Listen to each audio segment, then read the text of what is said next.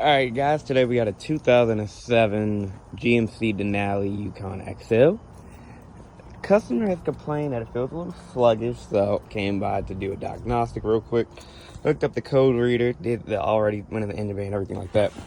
Basically, crankshaft position sensor is this problem. Truck does start up though. Hold up. Let's see. There we go. Yeah, she'll start up though. But that crankshaft position sensor is where this problem coming from.